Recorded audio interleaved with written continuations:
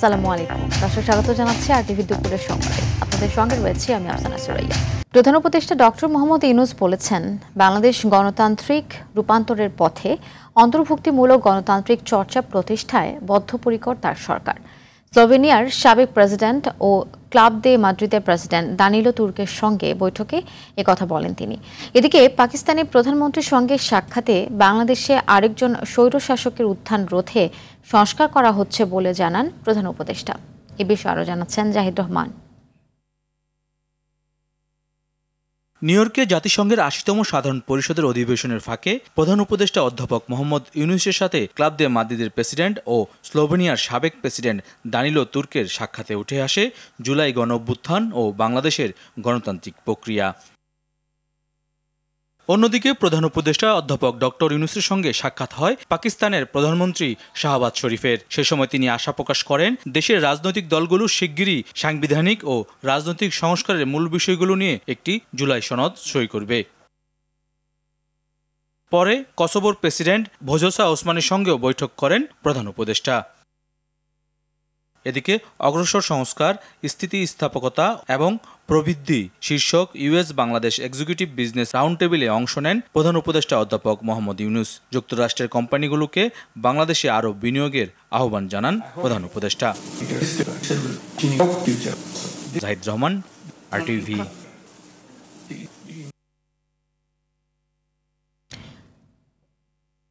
বিএনপিএসএ এর ১৫তম প্রতিষ্ঠাবার্ষিকী উপলক্ষে হাইকোর্ট মিলনায়তনে তিনি কথা বলছেন সালাউদ্দিন আহমেদ। আমরা চলে যাচ্ছি সেখানে।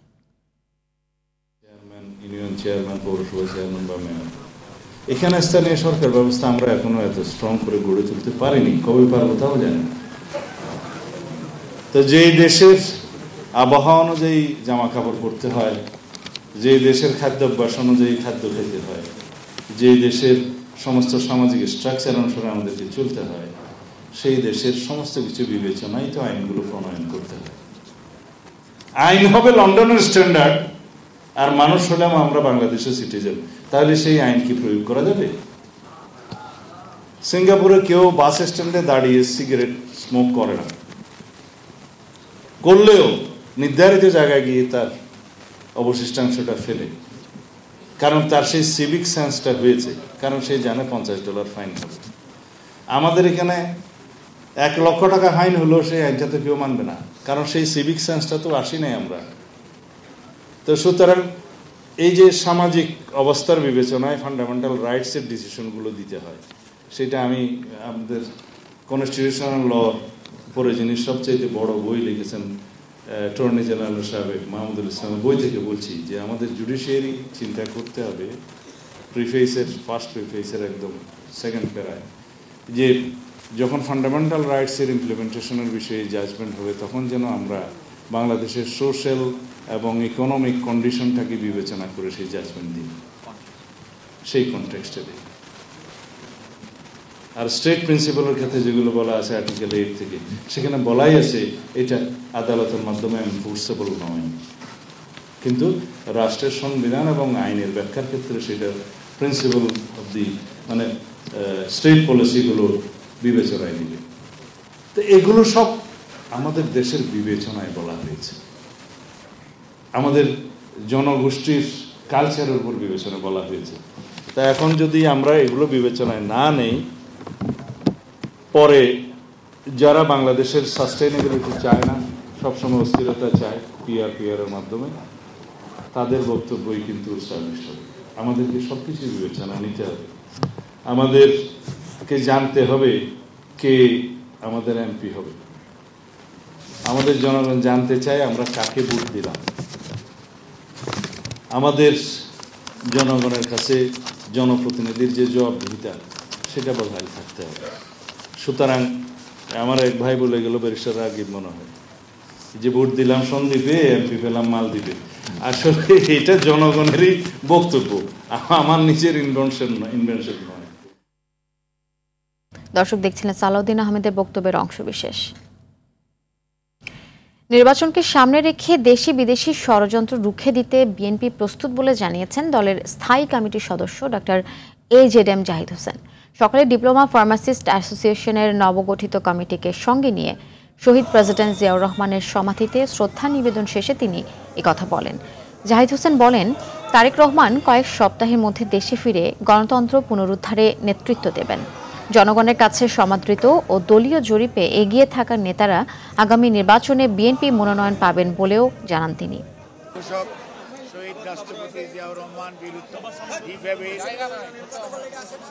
কয়েক সপ্তাহের মধ্যে ইনশাআল্লাহ তারেক রহমান এসে বিএনপির নির্বাচনী প্রক্রিয়া নয়, গণতন্ত্র পুনরুদ্ধারের শেষ লগ্ন সেটির নেতৃত্ব দিবেন জনাব তারেক রহমান। জুলাই আন্দোলনে মানবতা বিরোধী অপরাধের মামলায় জাসদ নেতা হাসানুল হক ইনুর বিরুদ্ধে আন্তর্জাতিক ট্রাইব্যুনালে 8টি তদন্ত প্রতিবেদন দাখিল করেছে প্রসিকিউশন। বৃহস্পতিবার সকালে আন্তর্জাতিক অপরাধ ট্রাইব্যুনাল 2-এ এই প্রতিবেদন দাখিল করা হয়। প্রসিকিউটর জানান, জুলাই আন্দোলনের সময়ে গণভবনে শেখ হাসিনার সঙ্গে বৈঠক করে আইনশৃঙ্খলা বাহিনী ও তার 14 দলের নেতাদের ছাত্র জনতার বিরুদ্ধে উস্কে দিয়েছিলেন। পাশাপাশি বিদেশি গণমাধ্যমে আন্দোলনকারীদের জঙ্গি আখ্যা বক্তব্য দিয়েছিলেন।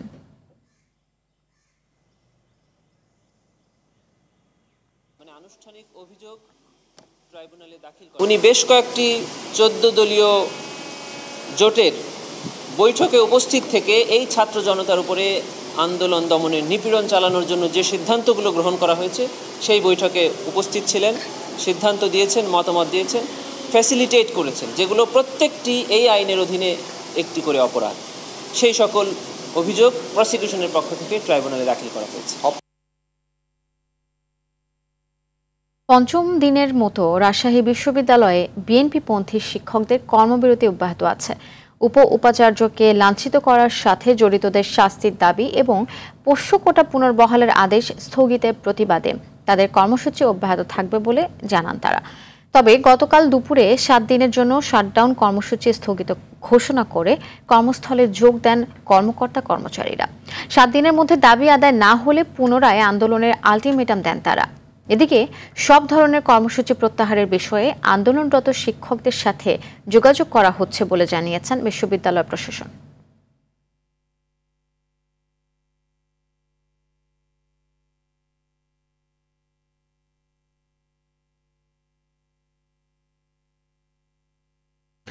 সাত বছর পর অনুষ্ঠিত হচ্ছে সাভারের গণবিশ্ববিদ্যালয় কেন্দ্রীয় ছাত্র সংসদ গোকসু নির্বাচন। সকাল 9টা থেকে 19টি কেন্দ্রে শুরু হয় ভোট গ্রহণ, চলবে দুপুর 3টা পর্যন্ত। ভোট দেওয়ার সুযোগ পেয়ে উচ্ছ্বসিত শিক্ষার্থীরা। এবারের নির্বাচনে 11টি পদে লড়ছেন 63 জন। তবে প্রার্থীদের কোনো প্যানেল নেই। মোট ভোটার 4761 জন। এর আগে গত 11ই আগস্ট তফসিল ঘোষণা করে বিশ্ববিদ্যালয় প্রশাসন। এই নির্বাচনকে ঘিরে বিশ্ববিদ্যালয় এলাকায় মোতায়েন রয়েছে নিরাপত্তা বাহিনীর 350 সদস্য। স্বচ্ছতা নিশ্চিতে ভোট কেন্দ্রে বসানো হয়েছে সিসি ক্যামেরা। বড় পর্দায় সরাসরি ভোট কেন্দ্র পর্যবেক্ষণ করছে শিক্ষার্থী সহ সংশ্লিষ্টরা। আমরা কোনো আশঙ্কা দেখছি না। আমাদের মনে হয় যে সুষ্ঠু একটা ভোট নির্বাচন হবে। আর তাছাড়া তো এখানে যেহেতু হল নেই, এখানে সম্পূর্ণ কেন্দ্রীয় সংসদ নির্বাচন, আর কোনো প্যানেলও নাই। আমরা আশা করি যে খুব দ্রুত ভোট সম্পন্ন হবে, সুষ্ঠুভাবে হবে। দর্শক, এই বিষয়ে আরও জানাতে গণবিশ্ববিদ্যালয় ক্যাম্পাস থেকে সরাসরি যোগ দিচ্ছেন সহকর্মী ওমর ফারুক। গোকসু নির্বাচনের ভোট গ্রহণের বিষয়ে আমাদের বিস্তারিত জানাবেন এবং সেই সাথে জানাবেন সেখানে শিক্ষার্থীর উপস্থিতি কেমন দেখছেন। ধন্যবাদ। আমি মেরুতে হচ্ছি গণবিশ্ববিদ্যালয়ের যে প্রশাসনিক ভবন রয়েছে সেই ভবনেই কিন্তু ভোট গ্রহণ অনুষ্ঠিত হচ্ছে।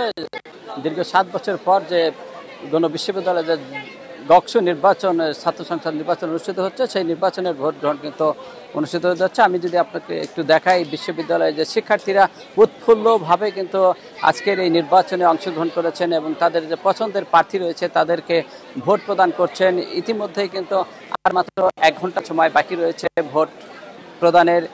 ব্যাপক উৎসাহ উদ্দীপনা নিয়ে দীর্ঘ লাইন দাঁড়িয়ে কিন্তু ছাত্রছাত্রীরা ভোট প্রদান করছেন। এই মুহূর্তে কিন্তু বিশ্ববিদ্যালয় জুড়ে এক উৎসব মুখর পরিবেশ বয়ে চলেছে।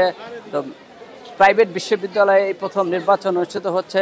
ডক্টর জাফরুল্লাহ কিন্তু দীর্ঘ 7 বছর আগে উনি এই বিশ্ববিদ্যালয়ে একটি নির্বাচন করেছিলেন। এরপর কিন্তু আর দীর্ঘ 7 বছর আর কোনো নির্বাচন অনুষ্ঠিত হয়নি। তো বিশ্ববিদ্যালয় জুড়ে কিন্তু প্রশাসনের নিরাপত্তা ব্যবস্থা জোরদার করেছে বিশ্ববিদ্যালয় প্রশাসন। পুলিশ বাহিনীর বিভিন্ন পোশাকের বাহিরেও কিন্তু সাদা পোশাকধারী পুলিশরা কিন্তু অবস্থান নিয়েছে বিশ্ববিদ্যালয়ের বিভিন্ন এলাকায়। ইতিপূর্বে এখন পর্যন্ত যে নির্বাচন সুষ্ঠু, অবাধ ও নিরপেক্ষ হয়েছে, কোনো বিশৃঙ্খল ঘটনা ছাড়াই কিন্তু এ পর্যন্ত ভোট গ্রহণ চলছে। এছাড়াও কিন্তু বিশ্ববিদ্যালয়ে যে সাধারণ শিক্ষার্থীরা রয়েছে তাদের সাথে আমরা কথা বলেছি, তারা বেশ উৎফুল্ল এবং তাদের কোনো চাপ ছিল না এবারে নির্বাচনে। তো এবার বিশ্ববিদ্যালয়ে কিন্তু সম্পূর্ণ স্বতন্ত্র প্রার্থীরা নির্বাচন করছেন, যার যার মতো নির্বাচন করছেন। এই বেসরকারি প্রাইভেট বিশ্ববিদ্যালয়ে কিন্তু কোনো প্যানেল কিন্তু ঘোষিত হয়নি। 9 জন ভিপি প্রার্থী প্রতিদ্বন্দ্বিতা করছেন, এছাড়া 8 জন কিন্তু জিএস পদে প্রতিদ্বন্দ্বিতা করছেন, এছাড়া বাকিরা অন্যান্য পদে প্রতিদ্বন্দ্বিতা করছেন। 4463 ভোটারের মধ্যে কিন্তু 63 জন প্রার্থী প্রতিদ্বন্দ্বিতা করছেন, 11টি পদে তারা লড়াই করছেন, এখন পর্যন্ত লড়াই করে চলেছেন। তো প্রার্থী এবং সমর্থকরা অপেক্ষা করছেন এই কাঙ্ক্ষিত ভোট প্রদান শেষেই কিন্তু ভোট গণনা শুরু হবে। এরপর ফলাফল পরে জানতে পারবো আমরা আসলে কারা বিজয়ী হচ্ছেন। আগামী গণবিশ্ববিদ্যালয়ের সংসদ নির্বাচন হচ্ছে, সেই সংসদে কারা যাচ্ছেন। এই ছিল গণবিশ্ববিদ্যালয় থেকে আমার কাছে সর্বশেষ। ধন্যবাদ আপনাকে। এদিকে চট্টগ্রাম বিশ্ববিদ্যালয়ে কেন্দ্রীয় ছাত্র সংসদ নির্বাচনে প্রচার শুরু করেছেন প্রার্থীরা। সকাল থেকে বিভিন্ন অনুষদ ও ইনস্টিটিউটে প্রচার চালান তারা। ছাত্রদল প্যানেল, সমাজবিজ্ঞান অনুষদ এবং ছাত্র শিবির, সম্প্রীতি শিক্ষার্থী জোট, ব্যবসায় প্রশাসন অনুষদে প্রচার চালায়। এ সময় তারা ভোটারদের কাছে ভোট চান, সেই সাথে ইশতেহারে কোন কোন বিষয় অন্তর্ভুক্ত করা যায় সে বিষয়ে মতামত নেন। এর আগে চাকসু নির্বাচনে কেন্দ্রীয় সংসদে মোট 415 জনের প্রার্থী তালিকা চূড়ান্ত আকারে প্রকাশ করেছে নির্বাচন কমিশন। এরই মধ্যে খসড়া ব্যালট নাম্বারও প্রকাশ করেছে কমিশন। দুপুরে 24 সিনেট কক্ষে নির্বাচনে আইনশৃঙ্খলা পরিস্থিতি ও পরিকল্পনা নিয়ে বিভিন্ন বাহিনী ও প্রশাসনের সঙ্গে বৈঠক করেছে বিশ্ববিদ্যালয় প্রশাসন। আমরা তাদের কাছ থেকে তাদের চাহিদাগুলো জেনে নিচ্ছি, তারা আমাদের কাছে ইশতেহারে কী কী চাচ্ছে সেই বিষয়গুলো জেনে নিচ্ছি। খুব পজিটিভ রেসপন্স পাচ্ছি। শতভাগ আবাসন নিশ্চিত করা এবং শতভাগ আবাসন নিশ্চিত না হওয়া পর্যন্ত যারা দূর দূরান্ত থেকে আসা বিভিন্ন কটেজ, মেস, ফ্ল্যাটে বসবাস করে তাদের জন্য আবাসন ভাতা প্রদান। যে আমরা নিরাপদ যাতায়াত ব্যবস্থা, নিরাপদ আবাসন এবং এই আবাসন ব্যবস্থাকে বাস্তবায়ন করি। আমার মনে হয় শিক্ষার্থী বন্ধুরা অতীতের কর্মকাণ্ড এবং আগামীতে তাদের পরিস্থিতি দেখেই আসলে তাদেরকে ভোট দেবে। নানা চ্যালেঞ্জ থাকলেও নির্বাচনকে সামনে রেখে গুরুত্ব পাচ্ছে গণ অধিকার পরিষদ ও জাতীয় নাগরিক পার্টি এনসিপির একীভূতকরণের বিষয়টি। আন্তরিকতা না থাকলে সেই সম্ভাবনা অনিশ্চিত হয়ে পড়বে বলে মনে করে গণ অধিকার পরিষদ। আর এনসিপি মনে করে গণ অভ্যুত্থানের দায় এড়িয়ে রাজনীতি করতে পারবে না তারা। বিস্তারিত নাজমুল হুদার রিপোর্টে। জাতীয় সংসদ নির্বাচনের আগেই একীভূতকরণের আলোচনা চালাচ্ছে এনসিপি ও গণ অধিকার পরিষদ। এ নিয়ে অনানুষ্ঠানিক আলোচনায় ইতিবাচক সাড়া মেলার কথাও জানান শীর্ষ নেতারা। তবে এর কাঠামো নিয়ে চূড়ান্ত কোনো আলোচনা হয়নি এখনো। লক্ষ্য উদ্দেশ্যে মিল থাকা দল দুটির এক হওয়ার সম্ভাবনার মাঝেও রয়েছে কাঠামোগত ও নেতৃত্বের নানা সমীকরণের চ্যালেঞ্জ। এসব বিষয় ঠিক করে নির্বাচনের তফসিল ঘোষণার আগেই আসতে পারে চূড়ান্ত সিদ্ধান্ত।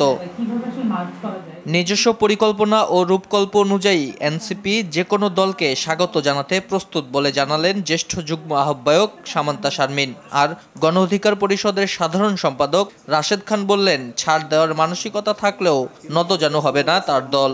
দুটি পার্টি যদি এক হয়, একীভূত হয়, মার্জ হয়, সেক্ষেত্রে আমরা উদার থাকব, আন্তরিক থাকব। কিন্তু ইতিমধ্যে গণমাধ্যমে যেটি তারা ছড়িয়ে দিয়েছে, আমরা তাদের দলে যোগদান করছি, এরকম যদি তাদের দলীয় সিদ্ধান্ত হয় তাহলে আমি এখনই ডিনাই করে দিচ্ছি, আমরা এনসিপিতে যোগদান করব না। কোন ধরনের রাজনীতি আমরা করতে চাই, কোন ধরনের রাষ্ট্র আমরা গঠন করতে চাই, সেই বিষয়গুলো খুব পরিষ্কারভাবে বলা আছে। গণঅভ্যুত্থানের দায় নিয়ে দলটা চলছে। এই যে গণঅভ্যুত্থানের দায়, এটাকে এড়িয়ে নিজের রাজনীতি করতে পারবে, এটার কোনো সুযোগ নেই। একীভূত দলেও নাহিদ ইসলাম আহ্বায়ক থাকবেন বলে মনে করেন এনসিপির যুগ্ম সদস্য সচিব আব্দুল্লাহ আল আমিন। তবে দুই দলই ছাড় না দিলে এ প্রক্রিয়ায় অনিশ্চয়তা দেখা দেবে বলে আশঙ্কা রাশেদ খানের। যাদেরকে নিয়ে তারা পথে চলতে চায় তাদের প্রতি মূল্যায়ন এবং শ্রদ্ধা, আন্তরিকতার জায়গাটা আরও বেশি বাড়াতে হবে। অন্যথায় কোনোভাবে এক হওয়া সম্ভবপর হবে না। যদি দল হিসেবে মার্চ হয়ে যায় সেই ক্ষেত্রে নেতৃত্বের ইস্যুটা আসবে, যেহেতু তাদেরও একটা অর্গানোগ্রাম আছে, আমাদেরও একটা লিডারশিপের জায়গা আছে। এনসিপির পজিশন হচ্ছে এনসিপি নামেই আমরা থাকতেছি এবং নাহিদ ইসলাম আহ্বায়ক, আক্তার হোসেন সদস্য সচিব, এই পর্যায়ে আমরা থাকতেছি। 2018 সাল থেকে গণ অভ্যুত্থান পর্যন্ত আন্দোলনের মাঠে একসঙ্গে ছিলেন এই দুই দলের নেতারা। এনসিপির নির্দিষ্ট লক্ষ্য আছে, তার নির্দিষ্ট রাষ্ট্র পরিকল্পনা আছে, নির্দিষ্ট সমাজকে দেখার দৃষ্টিভঙ্গি আছে। এই বিষয়গুলোকে যদি অ্যাডপ্ট করা না যায় তাহলে এনসিপি করাটা মুশকিল। নাজমুল হুদা, RTV, ঢাকা। এশিয়া কাপের অঘোষিত সেমিফাইনালে আজ মুখোমুখি হবে বাংলাদেশ ও পাকিস্তান। দুবাই আন্তর্জাতিক স্টেডিয়ামে ম্যাচটি শুরু হবে বাংলাদেশ সময় রাত 8:30টায়। ফাইনালে যাওয়ার জন্য ম্যাচটিতে জয়ের বিকল্প নেই টাইগারদের। তবে এই ম্যাচেও শঙ্কা রয়েছে লিটন দাসকে দলে পাওয়া নিয়ে। বিস্তারিত রাফি আমিনের রিপোর্টে। ভারতের সঙ্গে ম্যাচ হারের 20 ঘন্টার মাথায় আবারও মাঠে নামছে বাংলাদেশ। ক্লান্তি নিয়েই ফাইনালের লক্ষ্যে লড়াইয়ে নামবে টাইগাররা। সুপার 4-এর ম্যাচে ভারতের বিপক্ষে সম্ভাবনা জাগিয়েও হেরেছে বাংলাদেশ। তবে হতাশা নয়, ম্যাচটি থেকে শিক্ষা নিতে চান জাকের আলী। অঘোষিত সেমিফাইনাল হওয়ায় বাড়তি চাপ থাকার কথা টাইগারদের। তবে ভারপ্রাপ্ত এই অধিনায়কের মতে পাকিস্তানও থাকবে একই চাপে, যেখানে বাংলাদেশ সাহসী ক্রিকেটটাই খেলবে। আমরা যখন শ্রীলঙ্কার সাথে হারলাম তখনও আমি বললাম যে আমরা স্টিল চ্যাম্পিয়ন হওয়ার জন্যই আসছি, তো ওদের জন্য যা আমাদের জন্য তা, আমরা ওই রকম ব্রেভনেস নিয়ে খেলবো ইনশাল্লাহ এবং ফাইনালে ওঠার জন্যই, চ্যাম্পিয়ন হওয়ার জন্যই খেলবো। ভারতের বিপক্ষে একাধিক পরিবর্তন নিয়ে নেমেছিল বাংলাদেশ। লিটন ইনজুরির কারণে ছিটকে যান, ফেরেন পারভেজ ইমন, সাইফুদ্দিনরা। ফলে পাকিস্তান ম্যাচে দলের কম্বিনেশন নিয়েও টিম ম্যানেজমেন্টের থাকছে বাড়তি নজর। ম্যাচ জিততে হলে অবশ্যই ব্যাটিং ভালো করতে হবে। এদিকে শঙ্কা বাড়াচ্ছেন লিটন, এই ম্যাচেও অধিনায়ককে পেতে শেষ পর্যন্ত অপেক্ষা করবে দল। উনি রিকভারিতে আছেন, তো অবশ্যই আমরা ম্যাচ পর্যন্ত আমরা ওনার জন্য অপেক্ষা করব। যেটা বললেন যে যেহেতু একটু ইনজুরি আছে, তো অবশ্যই উনি শেষ পর্যন্ত চেষ্টা করবে। টি-20তে পাকিস্তানের বিপক্ষে 20 পরাজয়ের বিপরীতে বাংলাদেশের জয় কেবল 5টি। সবশেষ সিরিজে 2-1 ব্যবধানে জেতে টাইগাররা। এছাড়া চলতি বছরে দলটির কাছে হোয়াইট ওয়াশের স্মৃতিও আছে টাইগারদের। রাফি আমিন, RTV। কৃষি জমি রক্ষায় সুরক্ষা আইন তৈরির উদ্যোগ নেওয়া হয়েছে জানিয়ে কৃষি উপদেষ্টা জাহাঙ্গীর আলম চৌধুরী বলেছেন, 3 ও 2 ফসলি জমিতে কিছুতেই স্থাপন করা যাবে না। সকালে সচিবালয়ে কৃষি মন্ত্রণালয়ের 1 বছরের সার্বিক অগ্রগতি নিয়ে সংবাদ সম্মেলনে এসব কথা বলেন তিনি। জানান, সারের ডিলারের ক্ষেত্রে বড় ধরনের পরিবর্তন হবে। সার উৎপাদনে জ্বালানি খরচ বাড়লেও মূল্য বৃদ্ধি হবে না। কৃষি উপদেষ্টা বলেন, বিগত সরকার আমলে রেখে যাওয়া বকেয়া পরিশোধ করে সার আমদানি করা হচ্ছে। আগামী সপ্তাহের ভিতরেই আমরা এই মিটিংটা করে আমরা চূড়ান্ত অনুমোদনটা দিয়ে দিব। এখানে আমরা এই সারের ডিলার ক্ষেত্রে আমরা বড় ধরনের একটা পরিবর্তন আনবো। এটার ক্ষেত্রে আমরা নিয়ম করতে দিচ্ছি যে এটা জোনিং করা হচ্ছে, কোন জায়গায় 3 ফসল হয়, কোন জায়গায় 2 ফসল হয় এবং কোন জায়গায় 1 ফসল হয়। 3 ফসল এবং 2 ফসল এলাকায় কোনো অবস্থায় কোনো ধরনের কনস্ট্রাকশন করা যাবে না। বিশ্ব ফুসফুস দিবস উপলক্ষে রাজধানীর বক্ষব্যাধি অডিটোরিয়ামে বৈজ্ঞানিক সেমিনার অনুষ্ঠিত হয়েছে। সেমিনারে বক্তারা বলেন, বিশ্বের সঙ্গে দেশের চিকিৎসা সেবা এগিয়ে নিতে গবেষণা অত্যন্ত গুরুত্বপূর্ণ। অনুষ্ঠানে 2টি চেস্ট হার্ট জার্নাল ও 1টি চ্যাপকন নিউজ বুলেটিনের মোড়ক উন্মোচন করা হয়। এ সময় উপস্থিত ছিলেন বাংলাদেশ মেডিকেল বিশ্ববিদ্যালয়ের উপাচার্য ডক্টর মোহাম্মদ শাহিনুল আলম, BMDC নির্বাহী সদস্য ও ড্যাবের সভাপতি অধ্যাপক ডক্টর হারুন আল রশিদ সহ বিভিন্ন হাসপাতালের ডাক্তার, গবেষক ও বিশেষজ্ঞরা। সেমিনারটি আয়োজন করে the chest and heart association of Bangladesh.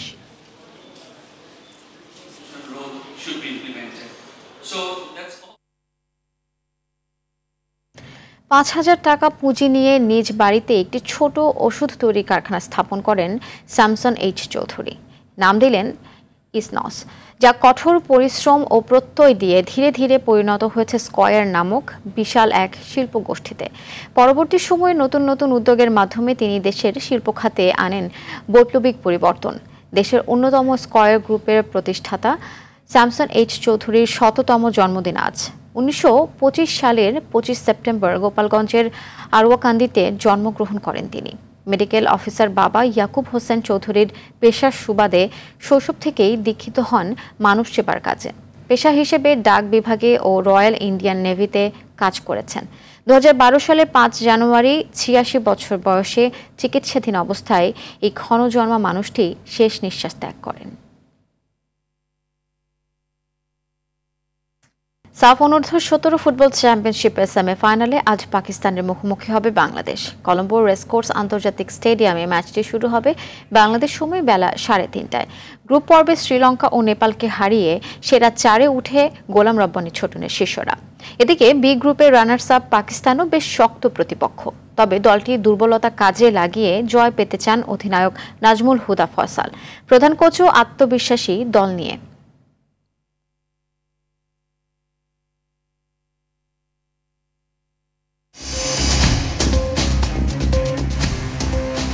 দর্শক, দুপুরের সংবাদ এ পর্যন্তই। জেলা সংবাদ বিকেল 4:05টায় দেখার আমন্ত্রণ রইল। ধন্যবাদ সবাইকে।